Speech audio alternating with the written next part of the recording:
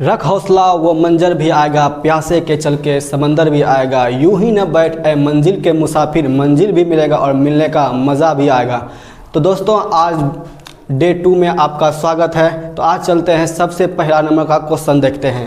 Question क्या बोल रहा है, दो संख्याओं का मौसौ, दो संख्याओं का मौसौ कितना है मेरे पास 23 है और लौसौ कितना है 1449 है। तो एक संख्या 161 दिया तो दूसरी संख्या क्या ज्ञात करना है।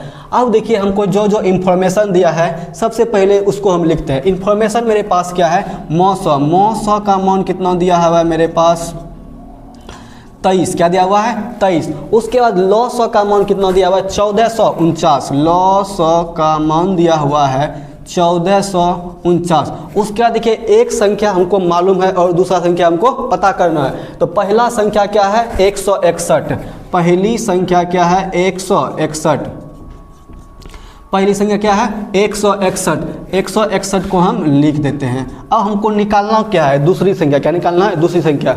अब देखिए फॉर्मूला होता है, दूसरी संख्या निकालने बराबर फॉर्मूला होता है, फर्स्ट चैप्टर का ही है। तो दूसरी संख्या का फॉर्मूला होता है लौसौ गुना मौसौ, लौसौ गुना मौसौ बटे पहली संख्या, लौसौ गुना मौसौ बटे पहली संख्या। यदि हमको यहाँ पे दूसरी संख्या दिया होता है और हमको बोलता है पहली संख्या निकालने के लिए, तब लिखते लौसौ गुना मौसौ बटे में लिखते हम क्या पहली संख्या, बटे में क्या लिखते हैं पहली दूसरी संख्या, ठीक है। अब चलिए हमको दूसरी संख्या निकालने बोल रहा है, दूसरी संख्या का फॉर्मूला तुरंत लिख देते हैं। दूसरी संख्या बराबर फॉर्मूला क्या होता है पहली लौसौ गुना क्या लिखेंगे मौसौ, लौसौ गुना क्या हो जाता है मेरे पास मौसौ, लौसौ गुना मौसौ बटे में क्या लिखेंगे पहली संख्या, क्या लिखेंगे पहली संख्या, क्या लिखेंगे पहली संख्या। और ये सारा चीज़ हमको इन्फॉर्मेशन दिया हुआ है। अब देखिए लौसौ का मान कितना है मेरे पास 1449 गुना मौसौ का मान कितना दिया हुआ है 23। और देखिए हमको किसका मान दिया हुआ है पहली संख्या का मान कितना दिया हुआ है 161, क्या लिखेंगे 161 लिख दिए। अब इसको कुछ नहीं करना, कैलकुलेशन करना है और आंसर आ जाएगा, ठीक है। अब देखिए कटाते हैं 23 कहाँ से क्या कट सकता है, कटाते हैं 23 से कितने बार 7 बार में कट सकता है। 23 का 23 गुना अगर 7 करते हैं तो 7 या 21 का 1 मौकी डाल 2 7 × 14 16। तो अब देखिए ये 7 बार में मेरा क्या हो गया कट गया, पूर्ण तक 7 बार में कट गया। अब 7 से इसमें भाग देंगे, देखिए कटेगा 7 दूनी 14, 7 दूनी 14। अब 7 7 49, 7 7 49, 7 7 कितना हो गया 49, 7 7 49। अब देखिए चूंकि दो अंक इकट्ठे एक बार में 7 दूनी 14, 7 दूनी 14। अब 7 7 क्या हो गया 49। अब देखिए दो अंक एक बार में कटा तो बीच में क्या डालना पड़ेगा जीरो। इसका मतलब दूसरी संख्या का मान कितना होगा 260, दूसरी संख्या का मान कितना होगा 260। अब चलते हैं दूसरे प्रश्न की ओर, प्रश्न नंबर 2 की। अब कहता है एक अर्धगोला का वक्र पृष्ठ क्षेत्रफल निकालना है। हमको क्या बनाना है अर्धगोला, क्या बनाना है अर्धगोला, क्या बनाना है अर्धगोला। और ये बन गया मेरा अर्धगोला, क्या बन गया अर्धगोला बन गया। अब देखिए इनके व्यास का मान दिया हुआ है 14 सेंटीमीटर, व्यास का मान क्या दिया हुआ है 14 सेंटीमीटर। व्यास ये जो बीच वाला भाग होता है इसी को बोलते हैं हम व्यास, क्या दिया हुआ है व्यास। व्यास को अब सूचित करते हैं डी के, किससे सूचित करते हैं डी से। और व्यास का मान दिया हुआ है 14 सेंटीमीटर। उसके बाद देखिए हमको जरूरत पड़ेगा त्रिज्या का, किसका जरूरत पड़ेगा त्रिज्या का। अब त्रिज्या निकालते हैं। अब देखिए जो पूरे का मान दिया हुआ है 14, इसका आधा करना, ये जो होता है व्यास की आधी क्या होती है त्रिज्या होती है, क्या होती है त्रिज्या होती है। इसलिए हम आर को क्या करेंगे 14 निकालने के लिए 14 में 2 से भगा देंगे और 7 बार में ये कट जाएगा। और ये हो गया मेरा आर का मान निकल गया 7 सेंटीमीटर, आर का मान क्या निकल गया 7 सेंटीमीटर, ठीक है। अब देखिए अर्धगोला का पृष्ठ क्षेत्रफल वक्र पृष्ठ क्षेत्रफल का फॉर्मूला होता है वक्र पृष्ठीय क्षेत्रफल बराबर फॉर्मूला होता है 2 पाई आर स्क्वायर, क्या होता है 2 पाई आर स्क्वायर, क्या होता है 2 पाई आर स्क्वायर। अब देखिए इसमें क्या करेंगे 2 गुना पाई का मान सब जानते हैं 22 बटा कितना होता है 7, गुना आर का मान 7 निकला है तो 2 बार क्या लिखेंगे 7 गुना क्या लिख देंगे 7। अब एक साथ कट गया, एक साथ कट गया। अब 22 गुना 2 करेंगे, 22 दूनी मेरे पास क्या आएगा 44 गुना ये क्या आ गया मेरे पास 7, क्या आ गया 7। अब इससे हम गुना करेंगे 7 चौक क्या आ गया 28 क्या 8, बाकी कितना रहेगा 2। और उसके बाद 7 चौक 28 2 कितने गए 308। ये क्या हो गया, अगर क्षेत्रफल को लिखते हैं तो सेंटीमीटर क्या लिखेंगे स्क्वायर। प्रश्न 2 हो गया। अब चलते हैं प्रश्न नंबर 3 की ओर। प्रश्न संख्या देखिए 3 हमको कह क्या रहा है, प्रश्न संख्या 3 कह रहा है x square minus 2x minus 8 के शून्यांक ज्ञात करें। देखिए कल का जो हम पिछला वीडियो डाले थे डे 1 वाला, उसमें हम शून्यांक निकालने के लिए द्विघात बहुपद के सूत्र में द्विघात सूत्र के माध्यम से हम सीखे थे। इसमें क्या करेंगे, हम गुणनखंड विधि से निकालने हमको क्या करेंगे, सीखेंगे। अब निकालने सीखते हैं। अब देखिए सबसे आसान है, क्या है, सबसे आसान है यही, और 2 नंबर के प्रश्न में तो पूछवे करता है। ऐसा कोनो ईयर न है जिसमें ये प्रश्न नहीं पूछा है। अब देखिए ये क्या है, यहाँ पे 8, इसको क्या करेंगे, बराबर 0 लिख लेंगे। क्या करेंगे, बराबर 0 लिख लेंगे। अब सॉल्व करने से पहले क्या करता है, इसके आगे में देखिए एक्स स्क्वायर के साथ गुणा में क्या है, गुणांक में 1 है, करना ही कुछ तो क्या है, 1 है। अब इसको आगे और पीछे हमको क्या करना पड़ेगा, गुना। आगे और पीछे क्या करना पड़ेगा, गुना। ये है 8, यहाँ पे 1, 8 गुना 1 कितना होगा, 8। क्या होगा, 8। 8 का हम एलसीएम निकालेंगे, क्या निकालेंगे, गुणनखंड कर देंगे। 2 से 4, फिर 2 से कितना करेंगे, 2। अब ये जो गुणनखंड आया 2 गुना 2 गुना 2, इसी गुणनखंड को हम क्या करेंगे, या तो जोड़ के या तो घटा करके, इसको बीच वाला अंक हमको पुराना है। बीच में अंक क्या है, -2, यही हमको पुराना है। अब देखिए अगर 2 गुना 2 करते, 2 दूनी कितना हो गया, 4, 2 दूनी 4, और 4 में 2 घटाएंगे तो मेरे बीच में क्या, बीच वाला अंक पूरा है 2। बस वही करते हैं। अब देखिए एक्स स्क्वायर माइनस, इसको क्या लिख सकते हैं, 4 घटाओ 2, क्या लिख सकते हैं, 4 घटाओ 2, और x है तो x माइनस 8, तो माइनस 8 बराबर क्या लिख देंगे, 0। क्या लिख देंगे, 0। अब देखिए इसको क्या कर सकते हैं, क्या करते हैं, अब x है, x को बेचारा को रहने दीजिए।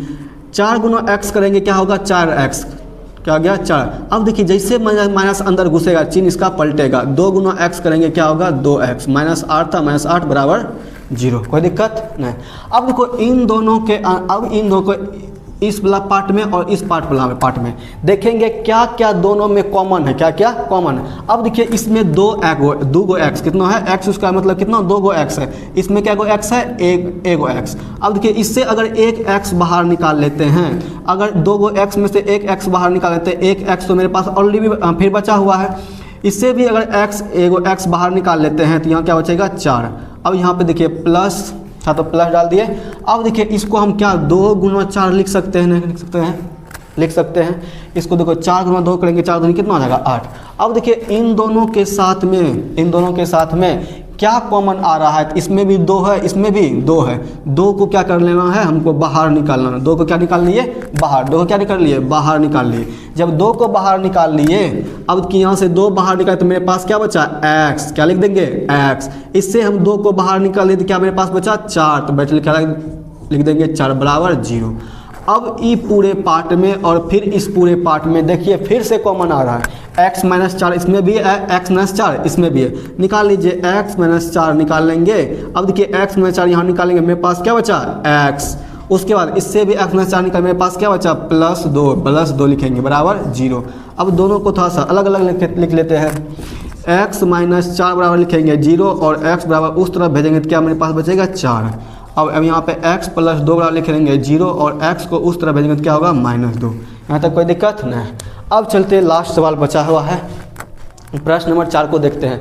अब प्रश्न नंबर 4 में क्या कह रहा है कि देखिए बोला द्विघात बहुपद ज्ञात करना, द्विघात बहुपद ज्ञात करना जिनके शून्यांकों का योग इतना है और शून्यांकों का गुणनफल इतना है। अब देखिए शून्यांकों का योग का मतलब क्या होता है, शून्यांक होता क्या क्या है, द्विघात बहुपद इसका मतलब अल्फा और क्या होगा, बीटा। मतलब द्विघात बहुपद वाला में कितना शून्यांक, 2 शून्यांक, अल्फा और बीटा। अब देखिए शून्यांकों का योग मतलब उसका दोनों का जोड़, मतलब अल्फा प्लस बीटा। अब देखिए अल्फा प्लस बीटा का मान कितना दिया हुआ है, √। अल्फा प्लस बीटा का मान दिया हुआ है √2। यहाँ तक कोई दिक्कत। उसके बाद गुणनफल का मान दिया हुआ अल्फा इंटू बीटा का मान दिया हुआ 1/3। क्या दिया हुआ, 1/3। कोई दिक्कत नहीं ना। अब देखिए द्विघात बहुपद वाला फॉर्मूला होता है और इसको आपको क्या करना पड़ेगा, याद रखना पड़ेगा, ठीक है। तो द्विघात बहुपद वाला फॉर्मूला हम लिखते हैं, द्विघात बहुपद बराबर हम फॉर्मूला लिख रहे हैं, होता है x² minus alpha plus beta. क्या होता है, alpha plus beta into x plus alpha into क्या होता है, बीटा। इसको याद रखना पड़ेगा। अगर इसको आप याद रख लेते हैं परीक्षा में आपके लिए 2 नंबर फिक्स हो जाएंगे। अब देखिए x² लिखे माइनस अल्फा प्लस बीटा का मान क्या है, इसके जगह पे क्या रख देंगे हम √2, और चूंकि x बगल में था x इसमें सटा देंगे, गुना नहीं जोड़ है, प्लस का 3 जोड़ का चिन्ह दिए।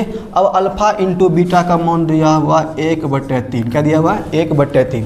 अब देखिए बहुपद किस में आ गया है, बटे में। अगर इसको अच्छी तरह से सीधा करके लिखना हो, जो बटे में रहता है उसी से क्या कर देते हैं, एक बार गुणा कर देते हैं, इसे अच्छी तरीक़ा से लिखा जाएगा। तो लिखिए जो बटे, अगर मान लो यहाँ पे 4 आता तो 4 से गुणा करते हैं, यहाँ पर 5 आता तो 5 से गुणा करते हैं। जो बटे में रहता है, भिन्न में रहता है, उसी को क्या करते हैं, लिख देते हैं गुणा में। लिखेंगे 3 से गुणा करने पर, 3 से गुणा करने पर। अब देखते हैं 3 से गुणा करने पर मेरा कैसा बहुपद समीकरण बहुपद बन रहा है।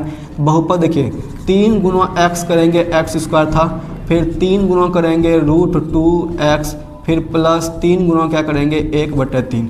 अब देखिए ये 3 कट जाएगा, 3 गुना x करेंगे 3x² माइनस 3 गुना करेंगे 3√2x, और प्लस इधर तो क्या बच गया 1।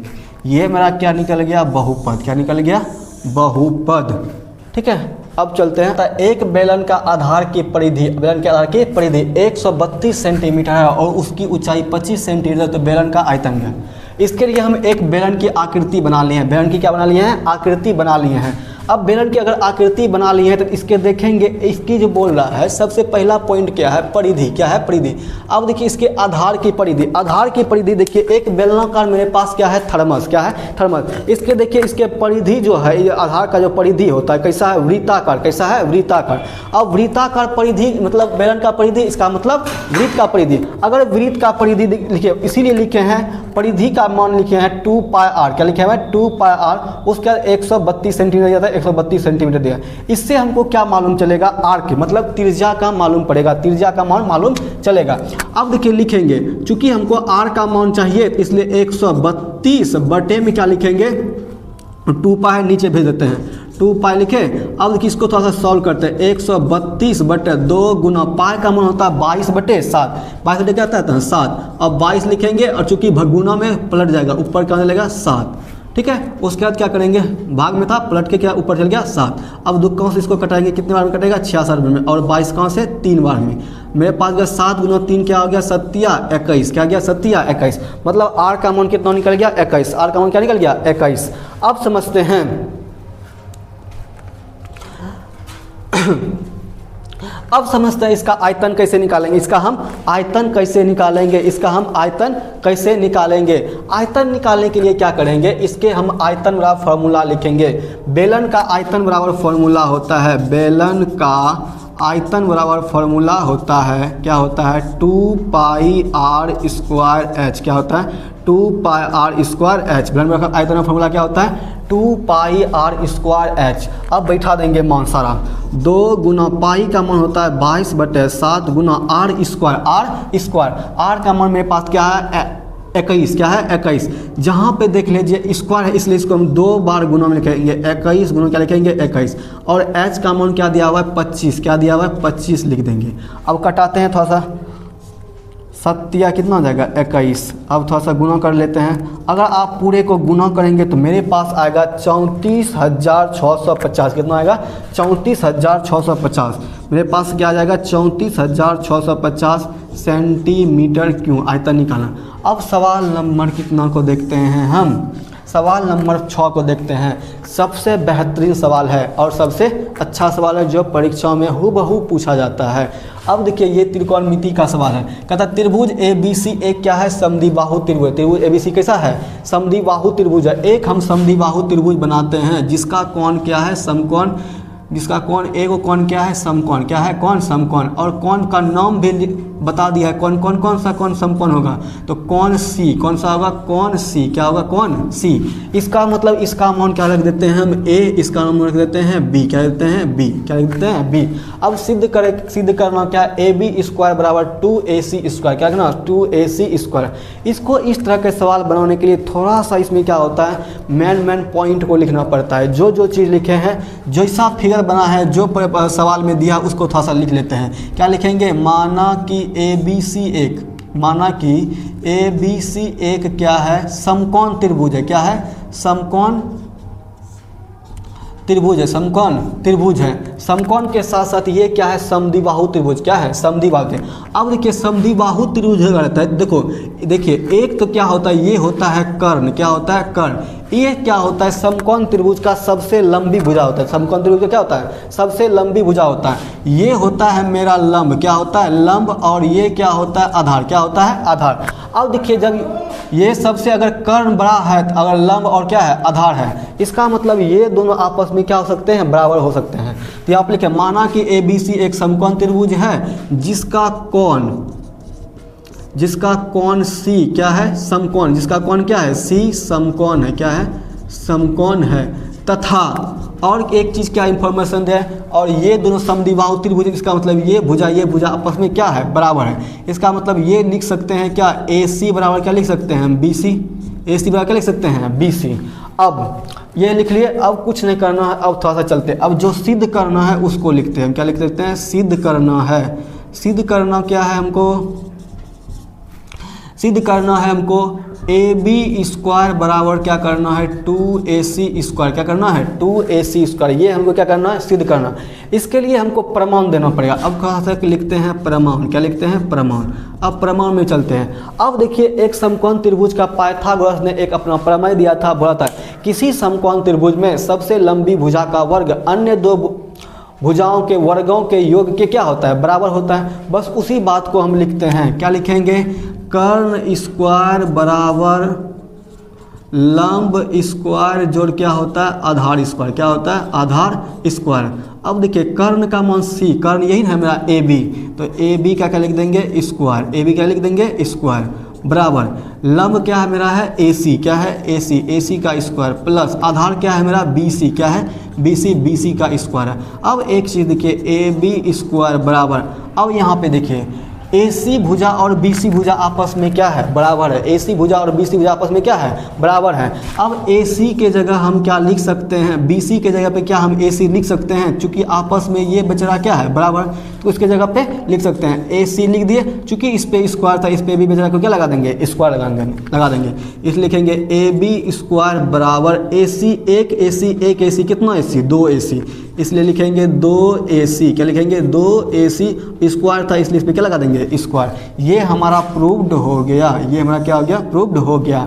अब चलते हैं प्रश्न नंबर 7 को देख लेते हैं। प्रश्न नंबर 7 को देख लेते हैं। इसके लिए थोड़ा सा इसको हम मिटाते हैं, ठीक है। आप लोग वीडियो देखते हैं, इसको थोड़ा सा वीडियो को क्या कीजिए, अपने दोस्तों में शेयर क्या कीजिए एवं लाइक क्या कीजिए, और वीडियो को क्या या चैनल को क्या कीजिए, सब्सक्राइब कीजिए। और हम बार बार बोल रहे हैं इस क्वेश्चन को आप देखिए और इसको क्या करना है, रिवीजन करना, बार बार क्या करना है, रिवीजन। और हम बार बार बोल रहे हैं क्वेश्चन जो है यहीं से छपेगा, यहीं से क्या होगा, छपेगा। अब प्रश्न संख्या हम क्या देख लेते हैं, 7 को। प्रश्न संख्या क्या देख लेते हैं, 7 को।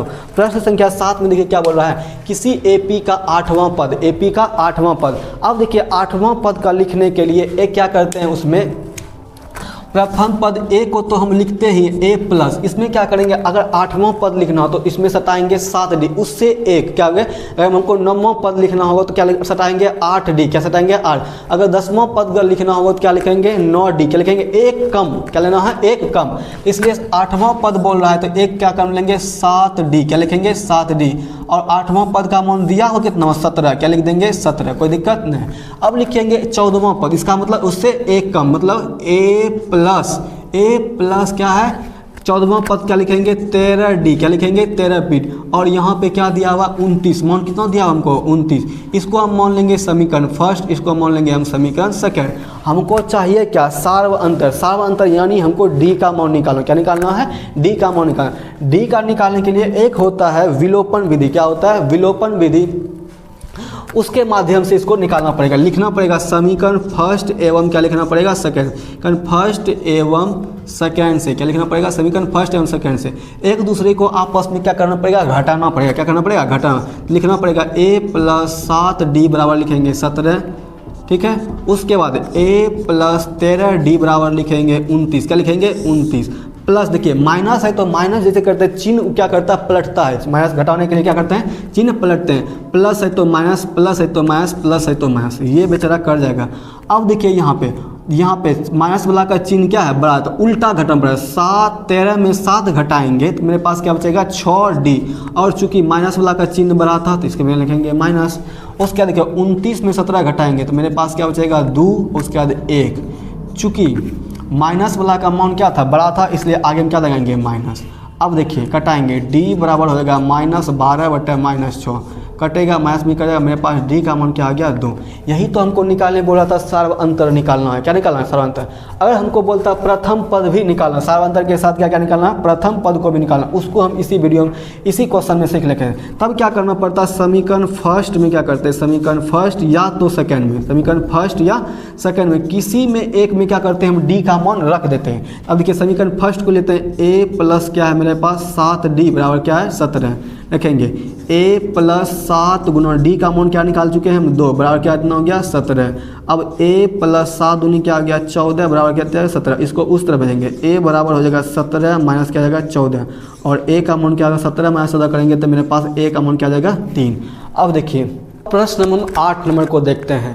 अब प्रश्न 8 क्या है, सबसे बेहतरीन सवाल है। प्रश्न 8 क्या है, समांतर श्रेणी का 21, 42, 23 डॉट डॉट का कौन सा पद 420 है। अब बताते हैं कौन सा पद 420 है। अब देखिए इसमें जो सवाल में प्रथम पद A का मान क्या दिया हुआ है हमको, A का मान दिया हुआ 21, क्या दिया हुआ है 21, और D का मान अगर निकालना होता है तो निकाल लेते हैं। 42 में क्या करेंगे 21 को घटा देंगे, 42 माइनस क्या करेंगे 21 घटाएंगे, मेरे पास क्या आएगा 2 में 1 2 में 2, और क्या मेरे पास आ जाएगा 21 ही आ जाएगा। ठीक है, उसके बाद चलते हैं। अब हमको क्या बोल रहा है 420 कौन सा पद है, अपने मन मानेंगे nवां पद क्या होता है, nवां पद क्या मान लेंगे 420 है। nवां पद क्या है 420 है, लिखेंगे A nवां पद मतलब 420 है। अब देखिए nवां पद वाला फॉर्मूला होता है, nवां पद वाला फॉर्मूला क्या होता है, A plus n minus 1 into D, क्या होता है A plus n minus 1 into D. अब लिखते हैं A plus n minus 1 into D. अब लिखेंगे A plus n minus 1 into क्या लिखेंगे D, मतलब गुना D बराबर क्या लिखेंगे हम 420 लिखे, यहाँ तक कोई दिक्कत नहीं। अब आगे चलते हैं। अब यहाँ पे क्या करेंगे, मान सबका बैठाएंगे। A का मान मेरे पास क्या है 21, ठीक है, प्लस उसके बाद n का मान तो हमको निकालना है, जिससे हमको क्या पता चलेगा कि ये कौन सा पद 420 है। ठीक है, अब D का मान क्या है मेरे पास, D का मान 21 है, बराबर लिखेंगे 420। ठीक है, अब चूंकि ये देखिए प्लस वाला मान ये जो है इसको क्या करेंगे इधर से इस तरफ भेज देंगे, प्लस में है इसको इस तरफ भेज देंगे, इसका कोई काम नहीं, इसको इस तरफ भेजेंगे, प्लस में होगा तो क्या जाएगा माइनस में।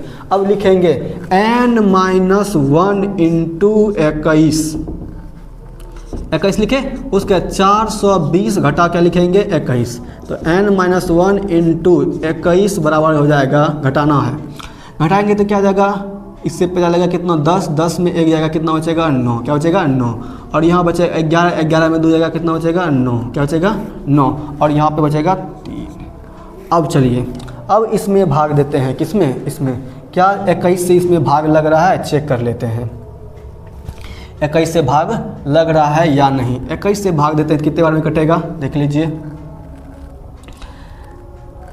ये देखिए ई गुना में, इसको उधर भेजेंगे किस में चलेगा, भगा में, n माइनस 1 इंटू हो जाएगा 399 बटे क्या आ जाएगा 21, क्या आ जाएगा 21। अब देखियो शतकाओं से पहले भाग देख के चेक करते हैं। 7 पचे कितना हो जाएगा 35, 7 पचे 35 बचा 4, 7 7 कितना हो जाएगा 49, यहाँ से 7 21, क्या आएगा 7 21। अब 3 काउंस कटेगा 19 का 19, 19 38, 19 57, यह क्या आ जाएगा 19, क्या आ जाएगा 19। मेरे पास आ गया n माइनस 1 बराबर क्या आ गया 19, क्या आ गया 19, और n का मान आएगा 19 प्लस इधर से उस तरफ भेजेंगे प्लस 1, कितना होगा 20, मतलब 20वां पद क्या है 420।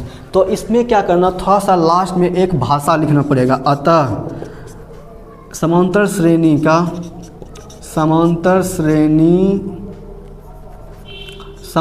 श्रेणी का 20वां पद क्या है 420 है। ठीक है, लिख लिए। अब चलते हैं अगले प्रश्न की ओर। छोटा सा सवाल है, इसको भी देख लेते हैं। कहता है x square minus 2x minus 8 के शून्य अल्फ़ा और क्या है बीटा है, तो alpha plus beta minus alpha into beta का मान ज्ञात करें। ज्ञात कर लेते हैं। थोड़ा सा छोटा सा सवाल है, 2 को और बना लेते हैं। -2x माइनस क्या आ गया 8। अब यहाँ पे a का मान देखिए क्या है, a का मान क्या है 1, और b का मान क्या है -2, और c का मान क्या है मेरे पास -8। ये होता है b का मान, ये होता है यहाँ पे नहीं कुछ तो 1 है, क्या है 1 है साथ में गुना में। यहाँ होता है a का मान, ये होता है मेरा c का मान। अब चूँकि चलिए अल्फ़ा प्लस बीटा का मान निकालना, तो लिखेंगे अल्फ़ा प्लस बीटा बराबर क्या होता है फार्मूला -b/a, -b/a। b का मान कितना है 2 क्या है 2, और क्या है -2, कितना है -2, और b में भी माइनस लगा इसलिए आगे हम क्या लगाएंगे माइनस, और a का मान है 1, माइनस क्या आएगा +2, क्या होगा +2, और 1 नीचे में लिखा नहीं जाता है। लिखेंगे फिर अल्फ़ा इंटू बीटा, क्या लिखेंगे अल्फ़ा इंटू बीटा। इसका फॉर्मूला होता है c/a, क्या होता है c/a, और c का मान क्या है -8, और a का मान कितना है 1, क्या है 1, इसलिए लिखेंगे -8, क्या लिखें देंगे -8। उसके बाद चलते हैं, अब हमको सवाल में क्या बोल रहा है alpha plus beta minus alpha into beta का मान निकालने के लिए लिखेंगे, अतः जिसका मान निकालना उसका लिखेंगे अल्फ़ा प्लस बीटा माइनस का लिखेंगे alpha into beta, alpha into beta. Alpha plus beta का मान है 2 माइनस अल्फ़ा इंटू बीटा का मान कितना -8, 2 माइनस माइनस क्या आएगा प्लस, और 8 2 कितना हो जाएगा 10, क्या जाएगा 10 क्या जाएगा 10। अब एक चीज़ याद रखना, इस समीकरण जितना बनाए हैं इसमें सब में एरो का चिन्ह देना ही जरूरी है, नहीं तो ये सवाल आपका गलत हो सकता है। नंबर आपको परीक्षा में कम मिलते हैं, 2 बजे के 2 नंबर का एग्जाम में पूछेगा, आपको हो सकता है 1.5 नंबर दे दे या तो 1 नंबर दे दे, इसलिए अतः और इस सब का एरो का चिन्ह का एकदम बढ़िया से ध्यान रखना है। 10 हो गया। अब सवाल देखते हैं कौन सा, अब सवाल देखते हैं 10 नंबर, सबसे बेहतरीन सवाल है, कौन सा बेहतरीन सवाल है, एकदम बहुत अच्छा सवाल है। इसको देख ले, कहते हैं कहता है एक समबाहु त्रिभुज की 2 इकाई है, भुजा क्या है 2 इकाई 2a इकाई है, तो इसका क्षेत्रफल ज्ञात करें। एक समबाहु त्रिभुज बनाते हैं, समबाहु त्रिभुज का मतलब होता है तीनों भुजा आपस में क्या होगा बराबर। समबाहु त्रिभुज का मतलब क्या होता है तीनों भुजा आपस में क्या होगा बराबर। अगर मान लो इसका भुजा ये 2 इकाई है, ये भी क्या होगा 2 इकाई, ये भी क्या होगा 2 इकाई, कितना होगा 2a इकाई, क्या होगा 2a इकाई। सबसे आसान तरीका है, इसको नाम दे देते हैं त्रिभुज का a, इसका नाम देते हैं b, इसका नाम देते हैं c। अब देखिए इससे हमको कोई मतलब नहीं है। अब देखिए इसका क्षेत्रफल फॉर्मूला होता है, समबाहु त्रिभुज का क्षेत्रफल फॉर्मूला होता है, निकाल लेते हैं। समबाहु त्रिभुज का क्षेत्रफल वाला फॉर्मूला क्या होता है, लिखते हैं √3/4 गुना क्या होता है भुजा स्क्वायर, क्या होता है √3/4 गुना भुजा स्क्वायर। √3/4 लिखेंगे गुना भुजा का मान क्या है 2a, क्या है 2a लिखेंगे यहाँ 2a पूरे पे क्या लिखेंगे होल स्क्वायर।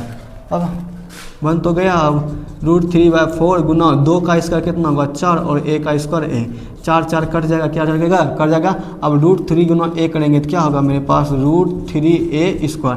ये इसका क्या निकलेगा क्षेत्रफल, क्या निकलेगा क्षेत्रफल। अब चूंकि इसमें तो कोई हमको मात्रक दिया नहीं है, इसलिए यहाँ क्या आ जाएगा वर्ग इकाई, क्या लिखना पड़ेगा वर्ग इकाई। क्षेत्रफल किस में लिखते हैं स्क्वायर में, ठीक है, इसलिए लिखना पड़ेगा वर्ग इकाई, क्या लिखना पड़ेगा वर्ग इकाई। ये सवाल बन के तैयार रेडी हो गया। अब इस वीडियो में 10 सवाल बता चुके हैं हम। अब अगले वीडियो फिर मिलते हैं नेक्स्ट वीडियो में डे 3 में। इस सवाल को बार बार आप लोगों को रिवीजन करते रहना है। उसके बाद वीडियो को लाइक एवं चैनल को सब्सक्राइब करना है। जय हिंद जय भारत।